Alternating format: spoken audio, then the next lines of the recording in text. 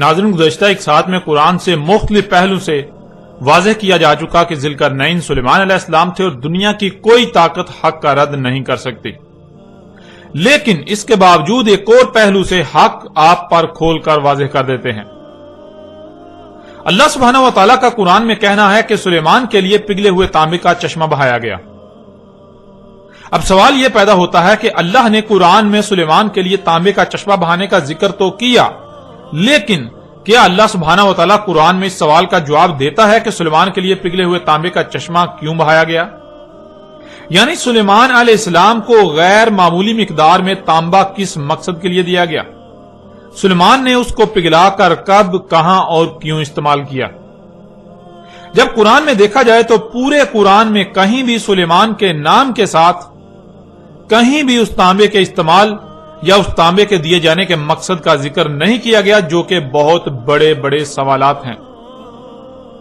کیونکہ ناظرین، پہلی بات تو یہ ہے کہ اللہ نے سلیمان کے لیے تانبے کا چشمہ بہانے کا ذکر کیا تو آخر کیوں،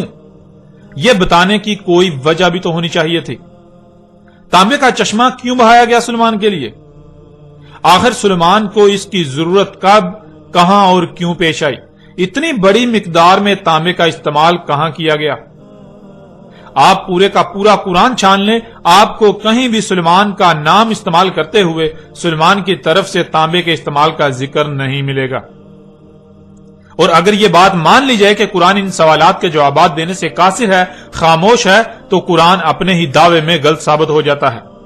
کہ قرآن میں ہر سوال کا جواب موجود ہے۔ قرآن ہر بات کو بیان کرتا ہے، اور نہ صرف بیان کرتا ہے بلکہ ہر پہلو سے سامنے رکھتا ہے، اور وہ بھی مسئلوں سے۔ اس لیے اگر قرآن ان سوالات کے جوابات نہیں دیتا تو اس کا مطلب بالکل واضح ہو جاتا ہے کہ قرآن اپنے ہی دعوے میں جھوٹا ہے، جو کہ بالکل ناممکن ہے۔ قرآن اپنے دعوے میں جھوٹا ہو ہی نہیں سکتا، قرآن اپنے ہی دعوے میں غلط ہو ایسا ممکن ہی نہیں۔ ناظرین، قرآن نے اگر ان سوالات پر خاموش ہی رہنا تھا تو سوال یہ پیدا ہوتا ہے کہ قرآن نے بلا وجہ ایسی بات ہی کیوں کی؟ اگر قرآن کے پاس ان سوالات کے جوابات ہی نہ تھے تو قرآن نے خود ہی ان سوالات کو جنم کیوں دیا؟ اور اس سے بھی بڑھ کر تو یہ کہ قرآن میں سلیمان کو تانبے کے دیے جانے کا ذکر بے معنی و بے مقصد ہو جاتا ہے، جس کا مطلب اللہ نے اس قرآن کی آیات کو بالحق نہیں اتارا، جو کہ بالکل ناممکن ہے۔ ناظرین، نہ تو قرآن بغیر حق اتارا گیا اور نہ ہی قرآن کوئی بے مقصد و بے معنی بات کرتا ہے، نہ ہی قرآن کوئی ایسا سوال کھڑا کرتا ہے جس کا وہ جواب ہی نہ دے، اور نہ ہی کوئی ایک بھی ایسا سوال ہے جس کا جواب قرآن میں موجود نہ ہو۔ اگر کوئی ایسا کہتا، سوچتا یا سمجھتا ہے کہ قرآن میں ہر سوال کا جواب نہیں ہے، قرآن کسی بھی سوال کا جواب دینے سے قاصر ہے، قرآن ہر بات کو ہر پہلو سے بیان نہیں کرتا، تو اس میں قصور اللہ کا نہیں، قصور قرآن کا نہیں، بلکہ قصور اس کا اپنا ہے۔ قصور ایسا کہنے والے کا اپنا ہے کہ وہ اس معیار پر پورا ہی نہیں اتر رہا جس معیار پر پورا اترنے سے قرآن اپنے راز کھولتا ہے۔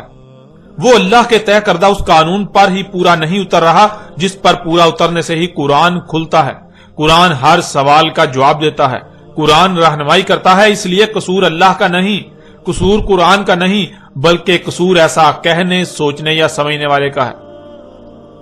آپ پیچھے یہ بات جان چکے کہ اللہ نے نہ صرف ہر اس بات کو، ہر اس مسئلے یا معاملے کو قرآن میں بیان کر دیا جو انسانوں کو پیش آنا تھا، اور پھر کسی ایک بھی بات، معاملے یا مسئلے کو قرآن میں ایک ہی پہلو سے ایک ہی مقام پر بیان نہیں کیا، بلکہ ہر بات کو، ہر معاملے کو، ہر مسئلے کو ہر پہلو سے ایک سے زائد مقامات پر قرآن میں بیان کیا۔ اس لیے قرآن میں اللہ سبحانہ و تعالیٰ نے ایک مقام پر یہ بتایا کہ سلیمان کے لیے تانبے کا چشمہ بہا دیا، تو اسی قرآن میں کسی دوسرے مقام پر سلیمان ہی کی طرف سے اس تانبے کو کب، کہاں اور کیوں استعمال کیا گیا، اس پر بھی تفصیل کے ساتھ بات کی۔ اور جب اللہ سے یہ سوالات کیے جائیں تو اللہ سبحانہ و تعالیٰ ان سوالات کے جوابات سورہ الکہف میں ذوالقرنین علیہ السلام کے موضوع پر ہی بات کرتے ہوئے دیتا ہے۔ جس کے لیے تانبے کا چشمہ بہایا، ایک مقام پر اس کا نام تو دوسرے مقام پر اس کے اسم سے اس کا ذکر کرتے ہوئے اس تانبے کے استعمال کی تفصیلات بھی بیان کر دی، جس سے یہ بات مزید کھل کر واضح ہو جاتی ہے کہ ذوالقرنین کوئی اور نہیں بلکہ سلیمان بن داؤد علیہ السلام تھے۔ اس کے علاوہ بھی اگر آپ غور کریں تو آپ پر یہ بات واضح ہو جائے گی کہ پورے قرآن میں ایک جگہ پگھلے ہوئے تانبے کا چشمہ بہانے کا ذکر کیا گیا تو دوسری جگہ اس تانبے کے استعمال کا ذکر کیا گیا کہ اسے کب، کہاں، کیوں اور کس مقصد کے لیے استعمال کیا،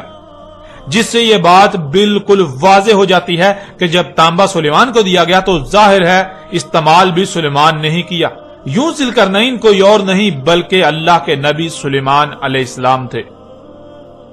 ناظرین، آپ پر ہر لحاظ سے کھل کر واضح ہو چکا کہ ذوالقرنین سلیمان علیہ السلام تھے، لیکن اب سوال یہ پیدا ہوتا ہے کہ ذوالقرنین سلیمان علیہ السلام تو اس قرآن کے نزول سے پہلے ہی گزر چکے، تو کیا قرآن میں یہ محض ذوالقرنین سلیمان علیہ السلام کا قصہ بیان کیا گیا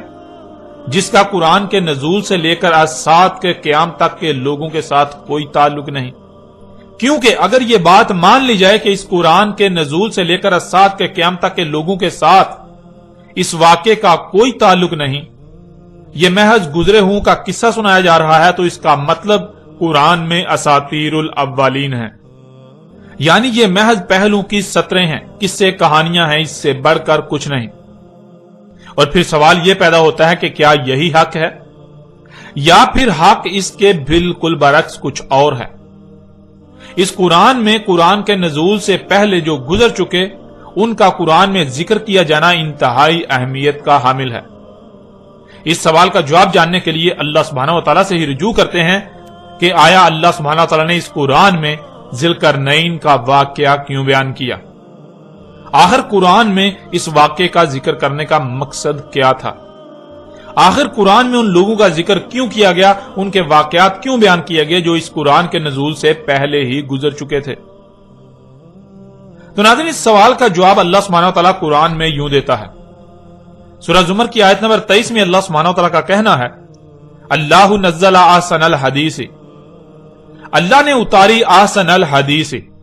یعنی اللہ نے جو اتارا ہے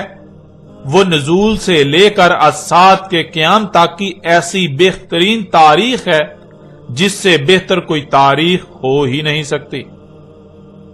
حدیث کہتے ہیں تاریخ کو، اور حدیث کی سے کے نیچے زیر کا استعمال اسے مستقبل کا صیغہ بنا دیتا ہے، جس سے الحدیثی کے معنی بنتے ہیں یہ قرآن اپنے نزول سے لے کر اسات کے قیام تک کی تاریخ ہے، یعنی اس قرآن میں جو کچھ بھی بیان کیا گیا وہ قرآن کے نزول سے لے کر اسات کے قیام تک جو کچھ بھی ہونا تھا وہ سب کا سب بیان کیا گیا۔ لیکن ناظرین، جب قرآن میں دیکھا جائے تو اس قرآن میں مستقبل کی بجائے زیادہ تر بات ماضی کی گئی،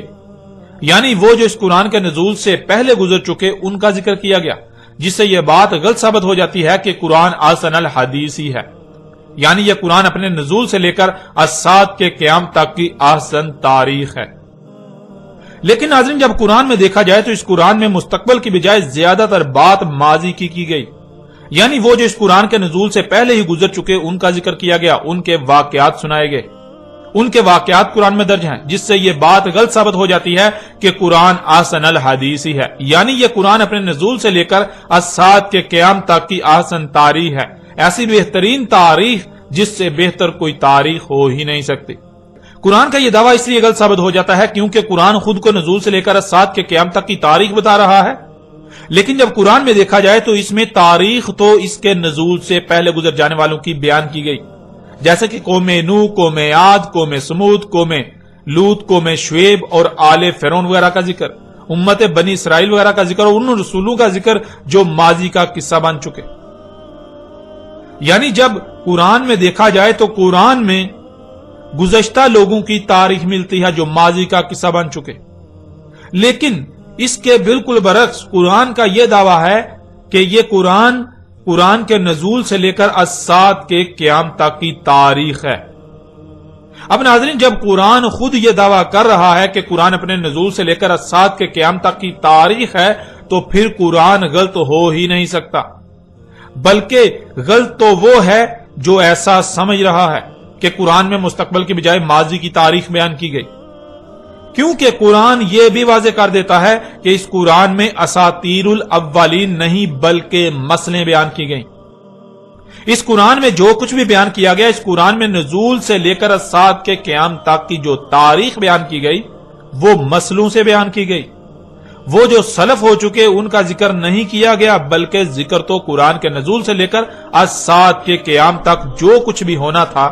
اس کا کیا گیا، لیکن مسئلوں سے، جس کا ذکر اللہ سبحانہ و تعالی نے قرآن میں مختلف مقامات پر بھی کر دیا، جیسا کہ آپ ان آیات میں دیکھ سکتے ہیں۔ اس وقت سکرین پر آپ کو سورہ زخرف کی آیت نمبر 56 نظر آ رہی ہے، جس میں اللہ سبحانہ و تعالی کا کہنا ہے فَجَعَلْنَاهُمْ سَلَفًا وَمَثَلًا لِلْآخِرِينَ، پس کر دیا ہم نے انہیں سلفا، یعنی ایک ایک کو گزرے ہوئے کر دیا، جو دنیا میں آئے تھے اب گزرے ہوئے ہو چکے، اور جنہیں ایک ایک کو گزرے ہوئے کر دیا انہیں مثل کر دیا آخرین یعنی بعد والوں کے لیے۔ ناظرین، یہاں سوال یہ پیدا ہوتا ہے کہ کن کو سلفا کر دیا، یعنی جو بھی دنیا میں آئے ان میں سے ایک ایک کو گزرا ہوا کر دیا، وہ کون ہیں، کن کو کر دیا؟ اس آیت کے آخر میں لفظ آخرین آیا ہے جو کہ اولین کی ضد ہے، جس سے یہ بات بالکل واضح ہو جاتی ہے کہ اولین کو سلفا کر دیا گیا۔ اس کے علاوہ بھی اگر آپ سورہ زخرف کی اس آیت سے پچھلی آیات کو دیکھیں تو آپ پر واضح ہو جائے گا کہ پیچھے اولین کا ہی ذکر کیا جا رہا ہے، یعنی اس قرآن کے نزول سے پہلے جو لوگ گزر چکے وہ نہ صرف گزر چکے بلکہ اللہ نے ان کو مثل کر دیا، کن کے لیے؟ اس قرآن کے نزول سے لے کر الساعت کے قیام تک آنے والوں کے لیے۔ اس آیت میں اللہ سبحانہ و تعالی نے یہ بات بالکل کھول کر اور دو ٹوک الفاظ میں واضح کر دی کہ اس قرآن کے نزول سے پہلے جو بھی دنیا میں آیا، خواہ وہ کوئی رسول تھا، امت تھی یا قوم، ایک ایک کو گزرے ہوئے کر دیا۔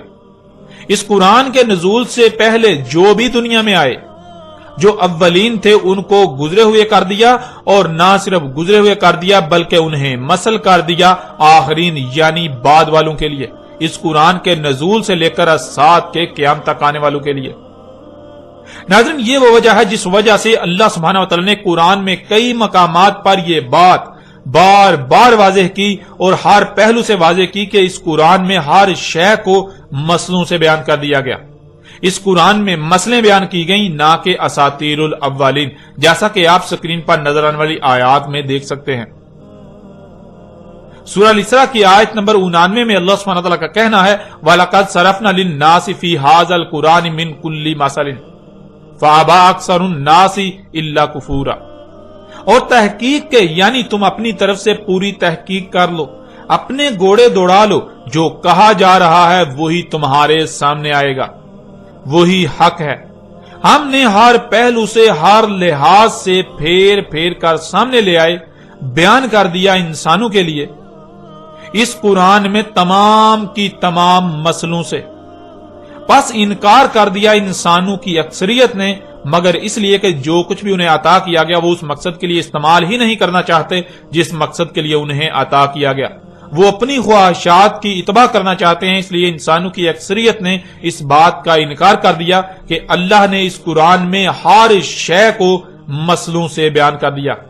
اس قرآن کے نزول سے لے کر الساعت کے قیام تک جو کچھ بھی ہونا تھا وہ سب کا سب ہر پہلو سے بیان کر دیا مسئلوں سے۔ اس بات کا انسانوں کی اکثریت نے انکار کر دیا۔ پھر آگے سورہ الکہف کی آیت نمبر 54 میں اللہ سبحانہ وتعالی کا کہنا ہے وَلَقَدْ صَرَفْنَا فِي هَذَا الْقُرْآنِ لِلنَّاسِ مِنْ كُلِّ مَثَلٍ وَكَانَ الْإِنسَانُ أَكْثَرَ شَيْءٍ جَدَلًا، اور تحقیق کے یعنی تم اپنی طرف سے پوری تحقیق کر لو، تم اپنے گھوڑے دوڑا لو، جو کہا جا رہا ہے وہی تمہارے سامنے آئے گا اور وہی حق ہے۔ ہم نے ہر پہلو سے ہر لحاظ سے پھیر پھیر کر سامنے لے آئے، بیان کر دیا انسانوں کے لیے اس قرآن میں تمام کی تمام مسئلوں سے، یعنی اس قرآن میں ماضی میں پیش آنے والے واقعات میں سے صرف ان کا ذکر کیا جو ہو بہو اس قرآن کے نزول سے لے کر الساعت کے قیام تک پیش آئیں گے۔ انسانوں کے ہر سوال کا جواب ہر پہلو سے ہر لحاظ سے پھیر پھیر کر اس قرآن میں بیان کر دیا۔ قرآن کے نزول سے لے کر الساعت کے قیام تک انسانوں کو جب جب جو جیسے جیسے رہنمائی درکار تھی سب کا سب اس قرآن میں ہر پہلو سے پھیر پھیر کر تمہارے سامنے لے آئے۔ اور تھا انسان اکثریت معاملات میں جھگڑا کرنے والا، سو جھگڑا ہی کیا۔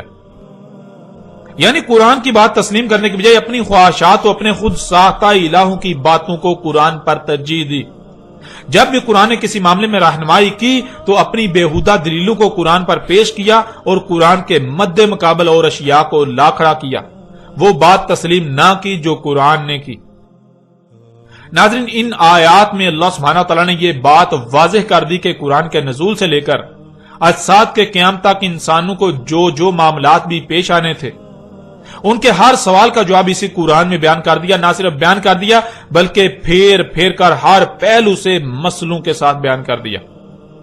یعنی اس قرآن کے نزول سے لے کر اجساد کے قیام تک جو کچھ بھی ہونا تھا یا ہونا ہے،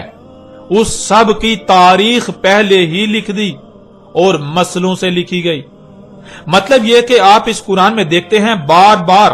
جگہ جگہ وہ لوگ جو گزر چکے ان کا ذکر آتا ہے، بہت سے واقعات کا ذکر آتا ہے جو ماضی میں ہو چکے، جس سے بظاہر ایسا لگتا ہے کہ قرآن گزرے ہوں کی کہانیاں سنا رہا ہے۔ قرآن ان لوگوں کے قصے سنا رہا ہے جو اس قرآن کے نزول سے پہلے ہی دنیا سے جا چکے، گزر چکے، لیکن وہ قصے کہانیاں نہیں ہیں، وہ اساطیر الاولین نہیں ہیں، بلکہ وہ سب کی سب مسئلے ہیں۔ ماضی میں جو کچھ بھی ہوا اس میں سے وہ اور ایسے بیان کیا جو آگے مستقبل میں ہونے والے واقعات کا احاطہ کرے۔ یعنی اس قرآن کے نزول سے لے کر اجساد کے قیام تک کی تاریخ اس طرح مسئلوں سے لکھی گئی جس سے نہ صرف ماضی کی تاریخ بھی آ جاتی ہے اور مستقبل میں کیا کچھ ہونا ہے اس کی تاریخ بھی بن جاتی ہے۔ جہاں امت بنی اسرائیل کا ذکر کیا جا رہا ہے تو اگر اس سے مراد یہ لے لیا جائے کہ یہاں بنی اسرائیل کا ذکر کیا جا رہا ہے تو پھر جان لیں بنی اسرائیل تو گزر چکے، ماضی کا قصہ بن چکے۔ تو اس کا مطلب یہ ہوگا کہ قرآن بنی اسرائیل کی کہانی سنا رہا ہے، بنی اسرائیل کا واقعہ سنا رہا ہے۔ یوں قرآن میں بنی اسرائیل سے متعلق جو کچھ بھی آیا ہے وہ محض چند سطور کے علاوہ کچھ نہیں، جنہیں عربی میں اساطیر الاولین کہا جائے گا۔ لیکن قرآن خود یہ کہہ رہا ہے کہ اس قرآن میں اساطیر الاولین نہیں بلکہ مسئلے ہیں۔ مطلب اصل میں ذکر بنی اسرائیل کا نہیں بلکہ موجودہ امت کا کیا جا رہا ہے، لیکن مسئلوں سے۔ اس کے بہت سے فائدے ہیں، یعنی قرآن میں اس طرح بیان کرنے کے، اس طرح بات کرنے کے بہت سے فائدے ہیں۔ ایک تو یہ کہ اس طرح نہ صرف اصل مقصد مستقبل کی تاریخ بن گئی، دوسرا بنی اسرائیل یعنی ماضی کی تاریخ بھی لکھی گئی۔ تیسرا یہ کہ قرآن جو بار بار غور و فکر کا کہتا ہے، جو غور و فکر نہیں کریں گے وہ اسی کے ذریعے گمراہی کا شکار ہوں گے، وہ یہی سمجھیں گے کہ یہ بنی اسرائیل کی کہانی سنائی جا رہی ہے، یہ اساطیر الاولین ہیں، یہ جو اولین ہیں ان کی محض سطریں ہیں، اور جو غور و فکر کریں گے، جو غور و فکر کرنے والے ہیں وہ اس سے ہدایت پائیں گے، ان پر واضح ہو جائے گا کہ یہ اساطیر الاولین نہیں بلکہ مسئلے ہیں۔ قرآن میں جہاں جہاں گزشتہ لوگوں کا ذکر کیا گیا اصل میں وہاں ان کا ذکر نہیں بلکہ موجودہ لوگوں کا ذکر ہے، ان کی تاریخ لکھی گئی۔ اس قرآن کے نزول سے لے کر اجساد کے قیام تک جو کچھ بھی ہونا تھا اس سب کے سب کی تاریخ لکھ دی گئی مسئلوں سے۔ ناظرین، اللہ سبحانہ تعالیٰ نے اس قرآن میں حق اس قدر کھول کھول کر واضح کر دیا، لیکن افسوس کہ حق اس قدر واضح ہو جانے کے باوجود بھی آج تک خود کو مسلمان کہلوانے والے، خود کو اس قرآن کے اہل کہلوانے والے یہی کہتے، سمجھتے، لکھتے اور سناتے آئے کہ اس قرآن میں اساطیر الاولین ہیں، یعنی اس قرآن میں اس کے نزول سے پہلے کے لوگوں کے بارے میں جو کچھ بھی لکھا ہوا ہے وہ سب کے سب ان کے قصے و کہانیاں سنائی جا رہی ہیں، جن کا قرآن کے نزول سے لے کر اجساد کے قیام تک کے لوگوں کے ساتھ کوئی تعلق نہیں سوائے ان کو ان کی کہانیاں سنائے جانے کے۔ اور اسی بات کو اللہ سبحانہ و تعالی نے آج سے 14 صدیاں قبل ہی اس قرآن میں بھی آیات کی صورت میں اتار دیا تھا، یعنی یہ جو انسانوں نے کیا، یہ خود کو مسلمانوں والوں نے جو کیا، اس کی تاریخ بھی اللہ سبحانہ و تعالی نے آج سے 14 صدیاں قبل ہی اسی قرآن میں اتار دی تھی، جیسا کہ آپ سکرین پر آیات کو دیکھ رہے ہیں۔ سورہ القلم کی آیت نمبر 15 اور المطففین کی آیت نمبر 13 میں اللہ سبحانہ تعالیٰ کا کہنا ہے، اذا تتلی علیہ آیاتنا قال اساطیر الاولین، جب تلاوت کی جاتی ہیں اس پر ہماری آیات، یعنی جب انسان پر اللہ کے بھیجے ہوئے اللہ کے رسول کی طرف سے اللہ کی آیات تلاوت کی جاتی ہیں، اللہ کی آیات کو بیان کیا جاتا ہے، کھول کھول کر ترتیب کے ساتھ واضح کیا جاتا ہے، تو آگے سے انسان کا جواب یہ ہوتا ہے، انسان کہتا ہے اساطیر الاولین، یہ اساطیر الاولین ہے، یعنی یہ جو کچھ بھی قرآن میں گزشتہ لوگوں کے بارے میں آیا ہے یہ تو محض پہلو کی سطریں ہیں، اس سے بڑھ کر کچھ نہیں۔ یہ تو ان کے قصے، کہانیاں، ان کے واقعات سنائے جا رہے ہیں جن کا موجودہ انسانوں کے ساتھ کوئی تعلق نہیں۔ پیچھے آپ پر واضح کیا جا چکا کہ اساطیر الاولین اس طرح ثابت ہوتی ہیں جب یہ کہا جائے کہ یہ تو گزشتہ لوگوں کی بات کی جا رہی ہے جس کا ہمارے ساتھ کوئی تعلق نہیں، اور یہی موجودہ انسانوں کا کہنا ہے جو آج تک کہتے آئے اور کہہ رہے ہیں، جو قرآن پر ایمان رکھنے کے دعوے دار ہیں، اور مزید کیا کہتے ہیں یہ بھی اللہ سبحانہ وتعالی نے قرآن میں بیان کر دیا۔ لَقَدْ وُعِدْنَا هَٰذَا نَحْنُ وَآبَاؤُنَا مِن قَبْلُ إِنْ هَٰذَا إِلَّا أَسَاطِيرُ الْأَوَّلِينَ۔ تحقیق یعنی انسان کہہ رہے ہیں، انسانوں کا کہنا ہے کہ تم اپنی تحقیق کر لو، تمہارے سامنے یہی بات آئے گی، وعدہ ہے ہمارا، یہ ہم اور ہمارے آباء و اجداد اس سے پہلے نہیں ہے مگر یہ اساطیر الاولین، یعنی یہ ہمارا وعدہ ہے، تم اپنی تحقیق کر لو، تمہارے سامنے یہی آئے گا۔ ہم یعنی موجودہ وہ لوگ جو قرآن کی ترجمانی کے دعوے دار ہیں، جو علماء و مفسر ہیں، اور جو ہمارے آباء و اجداد یعنی جو ہم سے پہلے گزر چکے، جنہوں نے قرآن کی تفاسیر لکھی، تمہیں اس کے سوا اور کوئی بات نہیں ملے گی کہ یہ جو کچھ بھی ہے یہ محض ان کی سطریں یعنی محض قصے و کہانیاں ہیں جو قرآن کے نزول سے پہلے گزر چکے، یہ مسئلے نہیں ہیں، یہ اساطیر الاولین ہیں۔ اس طرح آپ اگلی آیت میں دیکھیں، وَإِذَا قِيلَ لَهُم مَاذَا أَنزَلَ رَبُّكُمْ قَالُوا أَسَاطِيرُ الْأَوَّلِينَ، اور جب کہا جاتا ہے ان کو کیا ہے جو اتارا تھا تمہارے رب نے، آگے سے جواب دے رہے ہیں اساطیر الاولین، یعنی جب ان کو یہ کہا جاتا ہے، ان سے یہ پوچھا جاتا ہے کہ بتاؤ اس قرآن میں اللہ نے کیا اتارا، یہ جو قوم نوح کے واقعات ہیں، یہ جو قوم عاد کے واقعات ہیں، یہ جو قوم سمود کے واقعات ہیں، یہ جو قوم شعیب، قوم لوط، آل فرعون وغیرہ کے واقعات ہیں، بنی اسرائیل کا ذکر کیا گیا، یعنی قرآن میں جو گزشتہ ہلاک شدہ اقوام، گزشتہ لوگوں کا ذکر کیا گیا، اس قرآن کے نزول سے پہلے کے لوگوں کا ذکر کیا گیا، یہ سب کا سب کیا ہے؟ تو آگے سے ان کی طرف سے یہی جواب آئے گا، یہ یہی کہہ رہے ہیں کہ یہ اساطیر الاولین ہیں، یہ تو پہلے لوگوں کی محض سطور ہیں، اس سے بڑھ کر کچھ نہیں، یہ تو ان کے قصے و کہانیاں ہیں۔ پھر اس طرح اگلی آیت میں دیکھیں، سورہ انفال کی آیت نمبر 13، وَإِذْ تُتْلَىٰ عَلَيْهِمْ آيَاتُنَا قَالُوا قَدْ سَمِعْنَا لَوْ نَشَاءُ لَقُلْنَا مِثْلَ هَٰذَا إِنْ هَٰذَا إِلَّا أَسَاطِيرُ الْأَوَّلِينَ، اور جب ہمارا بھیجا ہوا رسول تلاوت کر رہا ہے ان پر ہماری آیات، یعنی ہماری آیات کو کھول کھول کر واضح کر رہا ہے، تو آگے سے ان کا یہ رد عمل آتا ہے، تحقیق سن چکے ہم، اگر ہمارا قانون ہوتا یعنی اگر یہی دین ہوتا ہمارے نزدیک تو ہم اس کے لیے یعنی دین کے لیے بالکل ایسے ہی کہتے جو تم کہہ رہے ہو، یعنی ہمارے نزدیک دین یہ نہیں ہے جسے تو دین کہہ رہا ہے، اگر ہم بھی اسے ہی دین سمجھتے جسے تو دین کہہ رہا ہے تو ہم بھی یہی سب کہتے جو تو کہہ رہا ہے کہ یہ مسئلے ہیں، نہیں ہے یہ مگر اساطیر الاولین، یعنی یہ قرآن میں جو کچھ بھی گزشتہ لوگوں کے بارے میں آیا ہے اس کا ہمارے ساتھ کوئی تعلق نہیں، یہ دین نہیں ہے، یہ تو محض اولین کی سطریں ہیں، یہ تو قرآن کے نزول سے پہلے جو لوگ گزر چکے ان کے قصے و کہانیاں ہیں، ان سے بڑھ کر کچھ نہیں۔ ناظرین، آپ پر یہ بات بالکل کھول کر واضح ہو چکی کہ اللہ سبحانہ تعالیٰ نے اساطیر الاولین نہیں بلکہ اس قرآن میں مسلوں سے،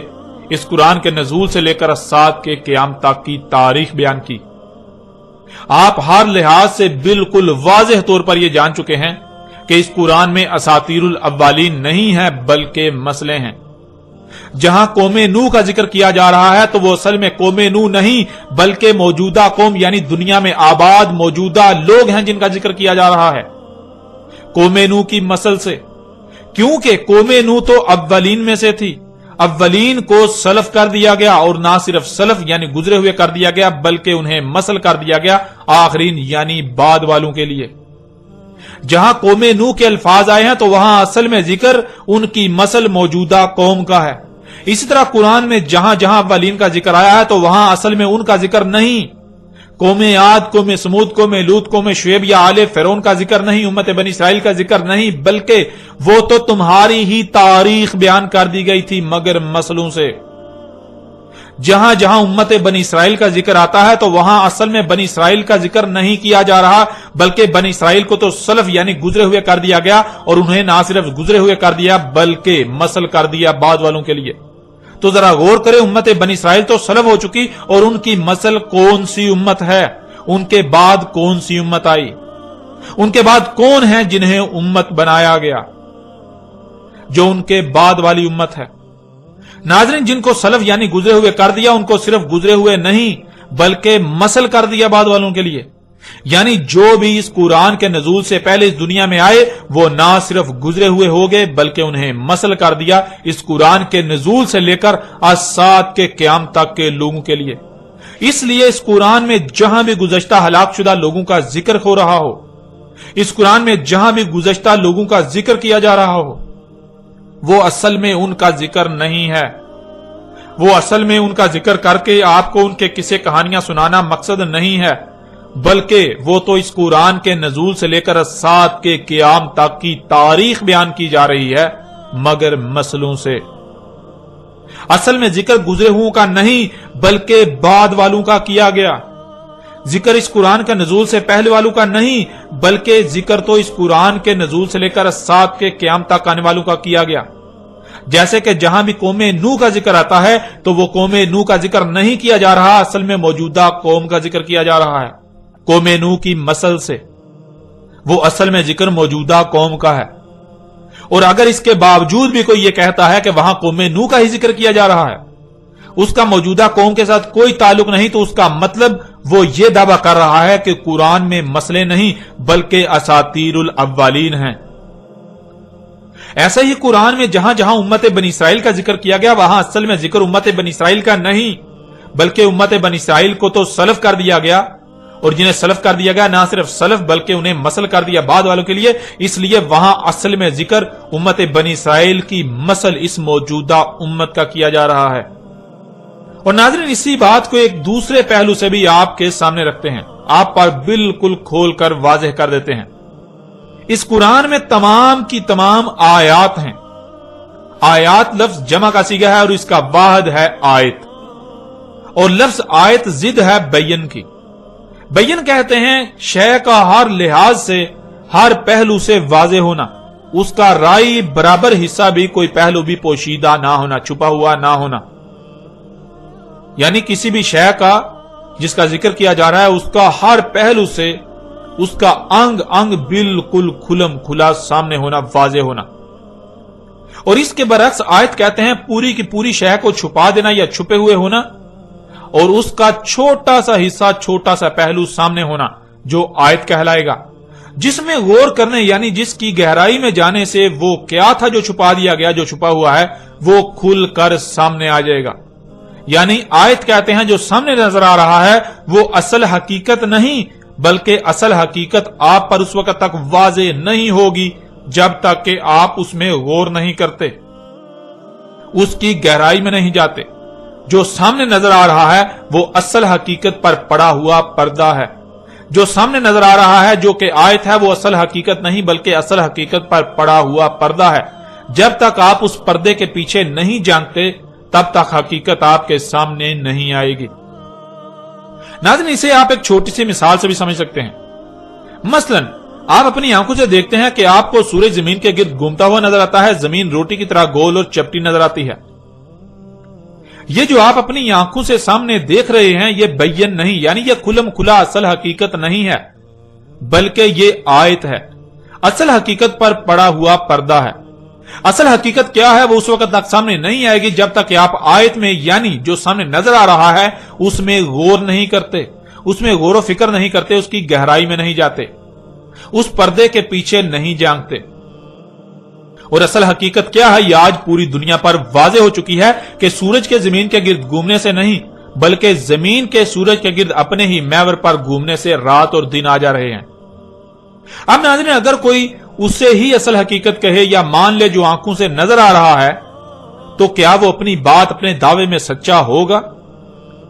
اور حق اس قدر کھل جانے کے باوجود بھی وہ اپنی باطل و بے بنیاد بات پر ڈٹا رہے تو اس کی دماغی حالت کیا ہوگی؟ بالکل واضح ہے کہ ایسا کرنے والا کوئی بیوقوف، جاہل اور پاگل ہی ہو سکتا ہے، کوئی ایسا شخص ہی ہو سکتا ہے جس کا ذہنی توازن ٹھیک نہیں ہے۔ بالکل اسی طرح ناظرین، اس قرآن میں آیات اتاری گئی ہیں، اس قرآن میں آیات ہیں، جس کا مطلب کہ اس قرآن میں جو سامنے نظر آ رہا ہے وہ اصل حقیقت نہیں، بلکہ اصل حقیقت اس وقت تک سامنے نہیں آئے گی جب تک کہ آیات میں غور نہیں کیا جائے گا۔ یہ جو سامنے ہے آیات کی صورت میں، یہ اصل حقیقت پر پڑا ہوا پردہ ہے۔ جب تک اس پردے کے پیچھے نہیں جھانکا جائے گا اصل حقیقت تب تک سامنے نہیں آ سکتی۔ اور اگر کوئی آیات کو ہی بینات یعنی اصل حقیقت سمجھے یا کہے تو وہ کوئی پاگل، بیوقوف اور جاہل تو ہو سکتا ہے، عقل مند اور اہل حق نہیں ہو سکتا۔ وہ اپنی بات، اپنے دعوے میں باطل و بے بنیاد اور جھوٹا تو ہو سکتا ہے مگر سچا ہرگز نہیں۔ اس لیے ناظرین، جہاں بھی قرآن میں گزشتہ لوگوں کا ذکر کیا گیا وہ اصل حقیقت نہیں ہے، بلکہ اصل حقیقت اس وقت تک سامنے نہیں آئے گی جب تک کہ آپ انہیں آیات تسلیم کرتے ہوئے ان میں غور نہ کر لیں، اسے پردہ تسلیم کرتے ہوئے اس پردے کے پیچھے نہ جھانک لیں۔ اس قرآن میں جہاں قوم نوح کا ذکر ہے تو قوم نوح آیت ہے، جب اس میں غور کیا جائے، اسے بیان کیا جائے تو قوم نوح کی بجائے اصل میں ذکر وہاں اس موجودہ قوم کا کیا جا رہا ہے۔ اسی طرح جہاں امت بنی اسرائیل کا ذکر کیا جا رہا ہے تو وہ اصل میں امت بنی اسرائیل کا ذکر نہیں، بلکہ بنی اسرائیل تو آیت ہے، بنی اسرائیل کو آیت بنا دیا گیا۔ بنی اسرائیل آیت ہے، جب اسے بیان کیا جائے گا تو اصل حقیقت سامنے آئے گی موجودہ امت کی صورت میں۔ اب جب کہ ناظرین یہ حقیقت آپ پر واضح ہو چکی تو اب آپ یہ بھی جان لیں، جو کہ اب تک خود ہی واضح ہو جانا چاہیے تھا، کہ قرآن میں ذوالقرنین سلیمان علیہ السلام کا جو قصہ بیان کیا گیا وہ اصل میں ذوالقرنین سلیمان علیہ السلام کا ذکر نہیں کیا گیا، بلکہ وہ مسئلوں کے ساتھ قرآن کے نزول سے لے کر الساعۃ کے قیام تک جو ہونا تھا، آج سے 14 صدیاں قبل ہی اس کی تاریخ اتار دی گئی تھی۔ تاریخ کہتے ہیں حادثے کے وقوع پذیر ہو جانے کو، یعنی کچھ ہوا تو اس کے بارے میں اس کے بعد جو لکھا جائے کہ وہ کب، کیوں، کیسے ہوا، تاریخ کہلاتی ہے۔ ناظرین، کوئی بھی تاریخ دان اس وقت تک تاریخ نہیں لکھ سکتا جب تک کہ واقعہ وقوع پذیر نہیں ہو جاتا۔ قرآن اللہ کی اتاری ہوئی تاریخ ہے، اور اللہ کے لیے ماضی، حال، مستقبل کچھ بھی پوشیدہ نہیں ہے۔ اس لیے اللہ نے انسانوں کے نزدیک اس کی تاریخ اتار دی جو مستقبل میں ہونا تھا، یعنی جو انسانوں کے نزدیک مستقبل تھا، اللہ نے آج سے 14 صدیاں قبل ہی اس کی تاریخ اتار دی۔ ناظرین، قرآن میں ذوالقرنین سلیمان علیہ السلام کا ذکر کیا جانا کہ اسے پوری زمین میں مکن دیا گیا، اس وقت علاقائی حکومتوں کے ساتھ ساتھ عالمی حکومت بھی قائم تھی جو کہ سلیمان علیہ السلام کی تھی، یعنی پوری دنیا میں علاقائی حکومتوں کو سلیمان علیہ السلام کنٹرول کرتے تھے، پوری دنیا کی حکومتیں سلیمان علیہ السلام کے تابع تھیں۔ تو ایسے ہی قرآن کے نزول سے لے کر الساعۃ کے قیام تک ہونا تھا۔ ایک وقت ایسا آنا تھا جب دنیا میں ایسا ہونا تھا، جس کی تاریخ اللہ سبحانہ تعالی نے آج سے 14 صدیاں قبل ہی اتار دی تھی۔ یعنی قرآن کے نزول کے بعد جب الساعۃ بالکل سر پر آ جانا تھی، تب دنیا کو گلوبل ولیج بن جانا تھا، دنیا کو ایک عالمی گاؤں کی حیثیت اختیار کر جانا تھی۔ علاقائی حکومتیں ہونے کے باوجود ان کو ایک عالمی حکومت کے ماتحت آنا تھا۔ ذوالقرنین سلیمان علیہ السلام کے پاس تیز ترین فضائی سفر کے اسباب ہوتے ہیں، جس سے زمین کے مغرب و مشرق کے سفر کیے جاتے ہیں، یعنی قرآن کے نزول سے لے کر الساعۃ کے قیام تک ایسا وقت آنا تھا جب انسانوں کو ایسے اسباب حاصل ہو جانا تھے جن سے وہ ہوا میں انتہائی تیز رفتاری سے زمین کے مغرب و مشرق کے سفر کریں گے۔ ذوالقرنین کا ایسے لوگوں سے کلام کرنا جو کہ کسی ایک بھی بات کو سمجھنے کی صلاحیت نہیں رکھتے، یہ قرآن کے نزول سے لے کر الساعۃ کے قیام تک ہونا تھا کہ انسانوں کے ایسے اسباب حاصل ہو جانا تھے جن سے آپس میں ایسی ایسی قوموں سے کلام کرنا تھا کہ جن کا ایک لفظ بھی سمجھنے کی صلاحیت نہ رکھتے ہوں۔ تماثیل بنانا تھی، یعنی وہ جو گزشتہ ہلاک شدہ اقوام نے خلق کیا تھا، بالکل وہی قرآن کے نزول سے لے کر الساعۃ کے قیام تک ایسا وقت آنا تھا کہ جب ایسا سب کچھ خلق کیا جانا تھا۔ تماثیل خلق کی جانی تھی، بلند و بانگ رواسیات خلق کرنا تھی، یعنی بلند و بانگ چوٹیاں جو کہ عمارتیں ہیں وہ خلق کرنا تھی، انتہائی تباہ کن اسلحہ خلق کرنا تھا، طرح طرح کے اسباب خلق کرنے تھے جو گزشتہ ہلاک شدہ اقوام نے خلق کیا تھا۔ ذوالقرنین نے مغرب کا سفر کیا، وہاں پہنچا جہاں خشکی ختم اور آگے سمندر ہی سمندر ہے، جہاں سے سورج گرم پانیوں میں ڈوبتا ہوا نظر آتا ہے۔ وہاں جو قوم تھی وہ دنیا میں فساد کی جڑ تھی، یعنی قرآن کے نزول سے لے کر سات کے قیام تک جب زمین میں فساد عظیم بپا ہونا تھا، ایسے اسباب وجود میں آ جانا تھے، ترقی کے نام پر فساد عظیم ہونا تھا، تب مغرب میں جہاں خشکی ختم اور وہاں سے سورج گرم پانیوں میں ڈوبتا ہوا نظر آتا ہے، وہاں جو قوم ہونا تھی، یعنی دنیا کے مغرب میں جہاں خشکی ختم ہوتی ہے تو آخری جو خشکی کا مقام ہے، وہاں جو قوم ہونا تھی، اس قوم نے زمین میں فساد کی بنیاد، فساد کی جڑ ہونا تھا۔ اور ذرا غور کریں، کیا آج ایسا ہوا؟ کیا آج ایسا ہو رہا ہے؟ کیا آج واقعتاً ایسے خطے میں ایسی قوم آباد ہے جو زمین میں فساد کی جڑ ہے، فساد کی بنیاد ہے، جہاں کے شیاطین زمین و آسمانوں میں فساد عظیم کر رہے ہیں؟ جب غور کریں تو ہاں، بالکل وہ خطہ آج موجود ہے جسے دنیا امریکہ کا نام دیتی ہے، اور امریکی قوم جو دنیا میں فساد کی جڑ ہے، فساد کی بنیاد ہے۔ اسی طرح ذوالقرنین کے مشرق کے سفر کا ذکر کیا گیا، وہاں ایسی قوم جب سورج طلوع ہوتا ہے تو سب سے پہلے اسی قوم پر طلوع ہوتا ہے، اس کے بعد باقی اقوام پر طلوع ہوتا ہے۔ اس قوم نے زمین میں فساد عظیم بپا کرنا تھا، اور آج وہ قوم موجود ہے جسے چینی اور جاپانی قوم کہا جاتا ہے۔ یہی وہ قوم ہے مشرق کی جانب کے جب سورج طلوع ہوتا ہے تو سب سے پہلے اسی قوم پر طلوع ہوتا ہے، اس کے بعد باقی اقوام پر طلوع ہوتا ہے۔ اسی طرح تیسرا سفر جو مغرب و مشرق کے درمیان تھا، وہاں جو خطہ ہے، اس خطے میں قرآن کے نزول سے لے کر سات کے قیام تک ایسی قوم نے آنا تھا جس نے زمین میں تباہی مچانا تھی، فساد کرنا تھا، لوگوں کے اموال لوٹنا تھے، اور وہ خطہ یورپ اور روس کا خطہ بنتا ہے۔ اور آج بالکل یہ قوم بھی فساد کر رہی ہے، پوری دنیا کے وسائل لوٹ رہی ہے۔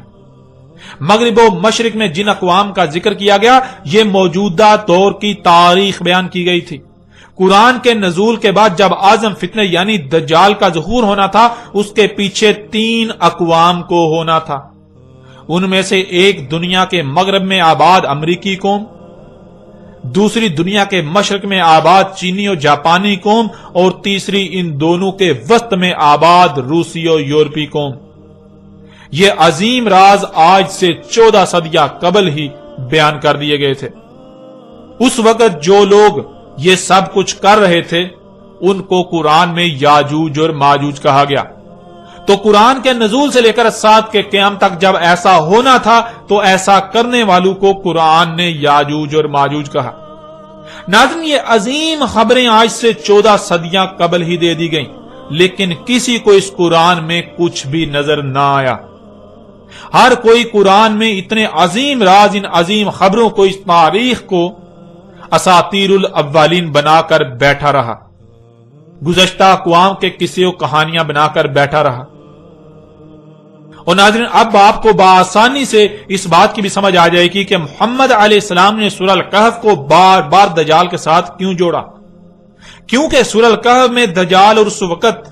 جب دجال موجود ہونا تھا اس کی مکمل رہنمائی موجود ہے۔ ذرا غور کریں، کیا آج دنیا میں یہی سب نہیں ہو رہا؟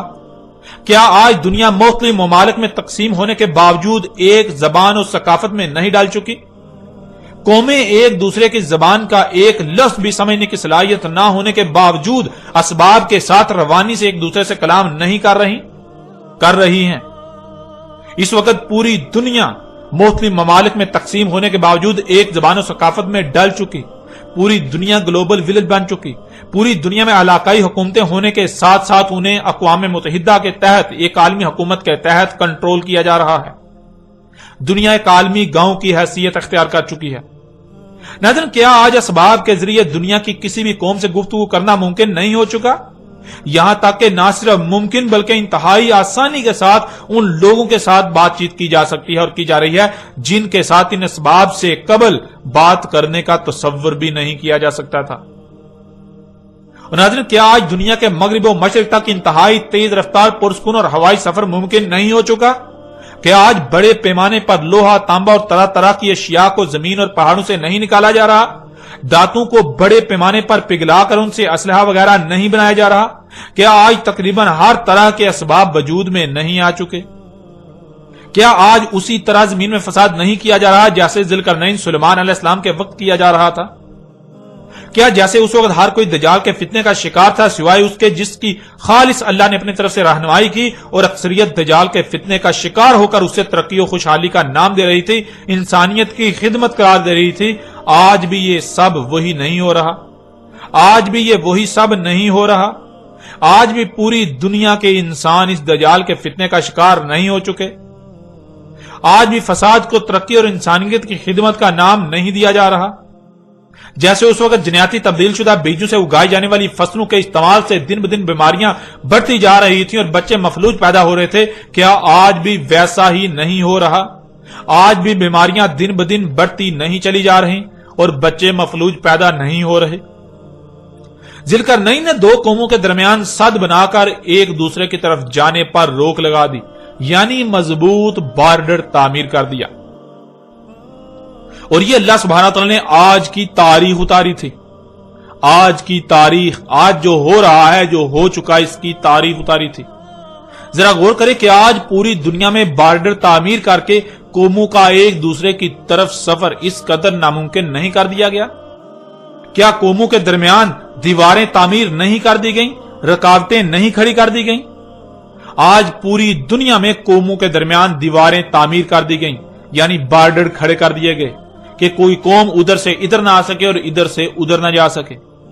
یہ اللہ سبحانہ تعالیٰ نے آج سے 14 صدیاں قبل ہی آج کی تاریخ اتاری تھی۔ اللہ سبحانہ تعالیٰ نے قرآن میں مسلوں سے آج سے 14 صدیاں قبل ہی آج کی تاریخ بیان کر دی تھی، جسے آج تک قصے و کہانیاں بنا دیا گیا۔ اب ذرا غور کریں، قرآن میں سورہ الکہف کی ان آیات کو اتارنے کا مقصد کیا تھا؟ کیا یہ ذوالقرنین اور ان قوموں کی کہانی سنائی جا رہی ہے؟ یعنی قرآن میں اساطیر الاولین ہیں، یا پھر قرآن کے نزول سے لے کر آج سات کے قیام تک جو کچھ بھی ہونا تھا اس کی مسلوں سے تاریخ بیان کر دی گئی؟ اور آپ یہ بات بارہا جان چکے ہیں کہ قرآن میں اساطیر الاولین نہیں بلکہ مسلیں بیان کی گئیں۔ قرآن میں آیات ہیں، بینات نہیں ہیں۔ یعنی سورہ الکہف کی آیات میں جو سامنے نظر آ رہا ہے وہ اصل حقیقت نہیں بلکہ اصل حقیقت تو اس کے پردے میں چھپا دی گئی، ان آیات کے پردے میں چھپا دی گئی۔ اصل میں ذوالقرنین علیہ السلام اور ان قوموں کا ذکر کرنا مقصود نہیں تھا، بلکہ اصل میں تو ذوالقرنین اور ان قوموں کے پردے میں دنیا میں آباد موجودہ قوموں کا ذکر کیا گیا، ان کی تاریخ اتاری گئی تھی۔ ذوالقرنین اور وہ قومیں تو سلف ہو چکی، اور جنہیں سلف کر دیا گیا انہیں نہ صرف سلف بلکہ مسل کر دیا گیا بعد والوں کے لیے۔ تو یہاں سلف کے پردے میں اصل ذکر مسل کا ہو رہا ہے جو کہ موجودہ اقوام ہیں۔ ناظرین، اللہ سبحانہ و تعالی نے آج سے 14 صدیاں قبل ہی ان آیات کی صورت میں عظیم خبریں دے دی تھیں، آج کی مکمل تاریخ اتار دی تھی، لیکن خود کو اللہ کے نمائندے کہلوانے والوں نے، خود کو قرآن کے ترجمان کہلوانے والوں نے، خود کو علماء و مفسرین کہلوانے والوں نے کیا کیا، یہ حقیقت آپ کے سامنے ہے۔ ان لوگوں نے مسلوں کو اساطیر الاولین بنا دیا۔ ان لوگوں نے قرآن میں جو کچھ بھی یہ ذکر آیا، گزشتہ اقوام کا ذکر آیا، ان لوگوں نے ان کو مسلوں کے بجائے اساطیر الاولین بنا دیا۔ انہوں نے ان کو ان قوموں کے قصے و کہانیاں بنا دیا، اور پھر ان قصے و کہانیوں کو اتنا پھیلایا گیا کہ کوئی تصور بھی نہ کر سکے، کسی کے تصور میں بھی نہ آئے کہ قرآن میں اساطیر الاولین نہیں بلکہ مسئلے ہیں۔ آپ ان کی تفاسیر اٹھا کر دیکھیں، آپ ان کے تراجم اٹھا کر دیکھیں، آپ کسی بھی ملا سے پوچھ لیں، کسی مفسر سے پوچھ لیں، آپ کسی سے بھی سوال کر لیں کہ قرآن میں یہ جو گزشتہ اقوام کا ذکر کیا گیا یہ کیا ہے، تو آپ کے اوپر بالکل واضح ہو جائے گا کہ ان لوگوں نے یہ قرآن میں اساطیر الاولین بنا دی۔ ان لوگوں نے قرآن میں ان سب کے سب کو ان لوگوں کے قصے و کہانیاں بنا دیا گیا اور ہر طرف پھیلا دیا، جو کہ آج زبان زد عام ہے۔ کسی کو بھی علم نہیں کہ اللہ سبحانہ و تعالیٰ نے تو اس قرآن میں، اس قرآن کے نزول سے لے کر الساعۃ کے قیام تک کی تاریخ اتاری تھی۔ ناظرین، ذوالقرنین علیہ السلام کے اوپر ہر لحاظ سے کھول کھول کر واضح بات ہو چکی۔ اب بڑھتے ہیں اور آگے اور آئندہ ایک ساتھ میں بات کریں گے یاجوج اور ماجوج کے موضوع پر۔